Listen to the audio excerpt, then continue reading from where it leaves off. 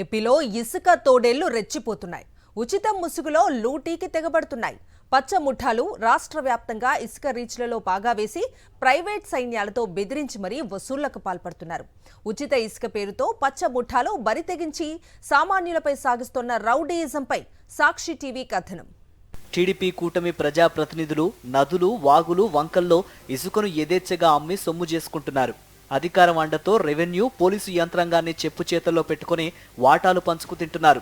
6 లారీలు 3 ట్రాక్టర్లు అనే రీతిలో ఈ అక్రమాల పర్వం రాష్ట్ర వ్యాప్తంగా విచ్చలవిడిగా సాగుతోంది. మంత్రులు, ఎమ్మెల్యేలు, కూటమి ప్రజాప్రతినిధులు నదులు, వాగులు, వంకలే కాకుండా పొలాలను కూడా వదలకుండా ఇష్టం వచ్చినట్లు ఇసుక తవ్వి అక్రమంగా తరలించి అమ్ముకుంటున్నారు. గోదావరి, కృష్ణ, పెన్నా, చిత్రావతి, నాగావళి సహా అన్ని నదుల నుంచి అక్రమ రవాణా అడ్డు అదుపు లేకుండా సాగుతోంది. నిబంధనలకు విరుద్ధంగా ప్రొక్లెయిన్లు, జేసీబీలు, హిటాచీలు లాంటి భారీ యంత్రాలతో నదీ గర్భాలను గుల్ల చేస్తున్నారు.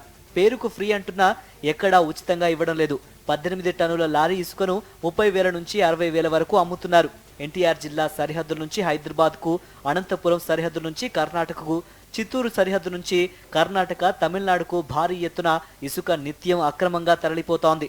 అన్ని చోట్ల కూటమి ప్రజాప్రతినిధుల కనుసన్నల్లో అక్రమ తవ్వకాలు జరుగుతూ ఉండగా కమిషన్లు కరకట్ట బంగ్లాకు టంచనుగా చేరిపోతున్నాయి.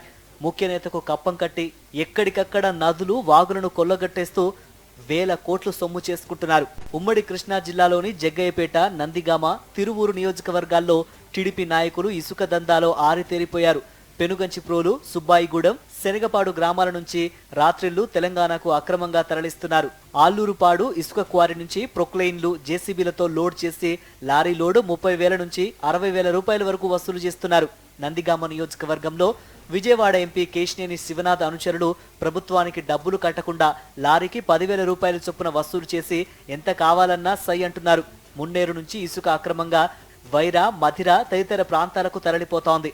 నిషేధిత జాబితాలో ఉన్న యనమల కుదురు, హైకోర్టు స్టే పరిధిలో ఉన్న పెదపులిపాక, సుప్రీంకోర్టు అభ్యంతరం వ్యక్తం చేసిన చోడవరం క్వారీల్లో సైతం యంత్రాలతో పెద్ద ఎత్తున ఇసుకను తవ్వి తరలిస్తున్నారు.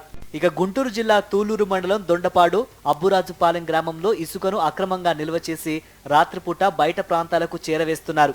మంత్రి లోకేష్ ప్రాతినిధ్యం వహిస్తున్న మంగళగిరి నియోజకవర్గంలోని గొడవర్రులో ప్రొక్లెయిన్లతో ఇసుక తవ్వి తరలిస్తున్నారు. గుండిమెడ, పాతూరు, చినరావూరులో అనుమతులు లేకపోయినా టీడీపీ నాయకులు అక్రమంగా ఇసుక తోడేస్తున్నారు. కొల్లిపర, తెనాలి, చెరుకుపల్లి మండలాల్లో అక్రమ తవ్వకాలు జోరుగా సాగుతున్నాయి.